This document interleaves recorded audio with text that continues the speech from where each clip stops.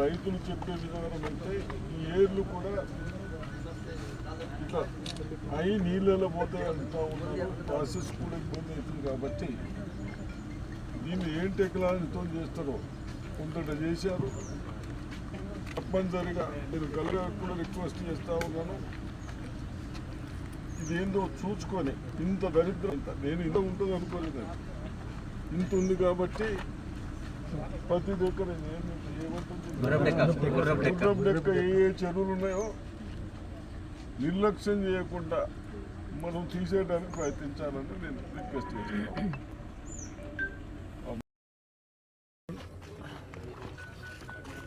Municipality పట్టణానికి గత చాలా సంవత్సరాల నుంచి మనం బిల్లాల్ చెరువు నుంచి తాగడానికి డ్రింకింగ్ వాటర్ తీసుకోవడానికి సౌకర్యం పెట్టుకున్నాం. గతంలో నిజాం సాగర్కి నీళ్ళు వచ్చేటప్పుడు మనం ఫిల్లింగ్ చేసుకోవడానికి 8-10 కిలోమీటర్లు మెయిన్ కెనాల్కి వెళ్ళి ఇక్కడ వరకు ఫిల్లింగ్ చేసుకోవడానికి బాగా మంచి కెనాల్ తీస్తూ ఉంటే, కాలువ తీస్తే దానికి కొందరు రైతులు, అదేవిధంగా గత ప్రభుత్వం కనీసం కాలువలు తీయడానికి కూడా డబ్బులు లేకుండా మొత్తం పూడికి వచ్చేసి నీళ్లు వదిలితే 100 క్యూసెక్స్ కంటే ఎక్కువ వదలడానికి అవకాశం లేదంతా చెప్తా ఉన్నారు. కాబట్టి నేను రైతులకు కూడా హెచ్చరిస్తూ ఉన్నాను, ఎక్కడైతే కాలువలలో కూడా మీరు భూ కబ్జా చేసిందో అది మంచి సాంప్రదాయం కాదు. రేపు మీ కోతలు కాగానే మొత్తం మిషన్ పెడతారు, పెట్టి కాలువలు తీసుకుంటారు. మళ్ళీ మనకు ఎప్పుడో ఒకసారి వాటర్ వెళ్ళినప్పుడు కాలువ మన కొరకు 10 రోజులు రాదు, 5-6 రోజులు వచ్చినప్పుడు మనం నింపుకునేటట్టు ఉండాలి. కాబట్టి దాన్ని ఫస్ట్ ప్రియారిటీగా కాలువ రిపేర్ చేపిద్దాం, రైతులు కూడా సహకరించాలి అని చెప్తూ, అదేవిధంగా అధికారులు ఇరిగేషన్ వాళ్ళు వంతు ఇప్పుడు మనం చూసిన తర్వాత ఇంకా 3 ఫీట్ల నీళ్లు రావాలి.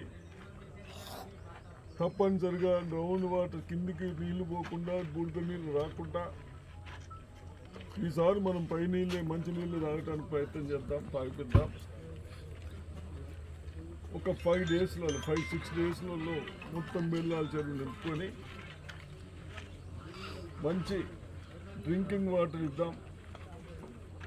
మున్సిపాలిటీలో కూడా ప్రాసెస్ చేసేదాన్ని కూడా కొద్దిగా చేసేది ఉంది, కానీ ఇంకా సరిపోదో లేదని చూస్తూ ఉన్నాను. ఈ షార్టేజ్ టైంలో దాన్ని రిపేర్ చేస్తే బాగుండదని ఆఫ్టర్ జూన్ జూలై తర్వాత దాన్ని కూడా చేపడుతూ, ఈ పుణ్యాత్ముడు కేసీఆర్ ఆలోచన లేని విధానాలు చేసి కొన్ని గ్రామ పంచాయతీలు మున్సిపాలిటీలో కలిపి ఇక్కడనే సౌకర్యాలు లేవు. బహుశా వచ్చినాక ఎక్కడ ఒక ట్యాంకు కట్టింది లేదు, ఏమి కట్టింది లేదు, ఒక పైప్ వేసింది లేదు. కానీ ఊళ్ళో అయితే కల్పిస్తున్నాం. ఆ ఊర్లు వాళ్ళు నడిపించుకునే వాళ్ళు దాన్ని కూడా కలిపేసి మున్సిపాలిటీ ఏదైతే ప్రాసెస్ చేసి నీళ్ళు ఇస్తున్నారో అవి సరిపోకుండా మిషన్ భగీరథ నీళ్ళు వస్తూ ఉన్నాయి. అవి అక్కడి నుంచి వస్తాయి,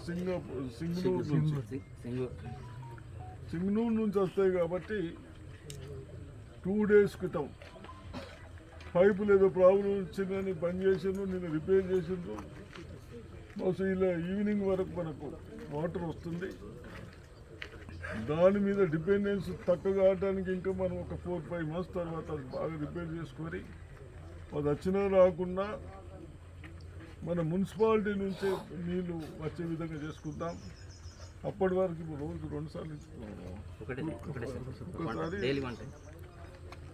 డైలీ ఇస్తున్నారు. గతంలో వింటర్లో కూడా వర్షాకాలం కానీ ఏ విధంగా నల్లనిచ్చిండ్రో చేపలు వదిలినో తప్పనిసరిగా వేరే దగ్గర ప్రాబ్లమ్స్ ఉన్నా మన బోధన్ నిజామాబాద్ డిస్టిక్లో ఎక్కడ ప్రాబ్లమ్స్ లేవు. ప్రజలు ధైర్యంగా ఉండాలని, అదేవిధంగా వాటర్ని కూడా కాపాడుకోవాలని, వాటర్ని కాపాడుకుంటూ మనకు కావాల్సిన నీళ్ళను కూడా తగ్గించుకోకుండా వాడుకోవాలని నేను ప్రజలకు రిక్వెస్ట్ చేస్తాను. అదేవిధంగా అధికారులు కూడా కొద్ది వాటర్ బాగలేకుంటే ప్రాసెస్లలో కూడా ఎక్కడ ఇబ్బంది కాకుండా ఆ నీళ్లు మంచిగా ప్రాసెస్ చేయక హాస్పిటల్కి వచ్చే విధానాలు ఉంటే మటుకు వాళ్ళ మీద తప్పనిసరిగా యాక్షన్ తీసుకుందాం. మీరు జాగ్రత్త ఉండి చేసే ఇంజనీర్లు కానీ అక్కడ చేసే సూపర్వైజర్లు కానీ ప్రాసెస్ బాగా చేసుకుంటూ నీళ్ళు వాటర్ సప్లై చేయాలని నేను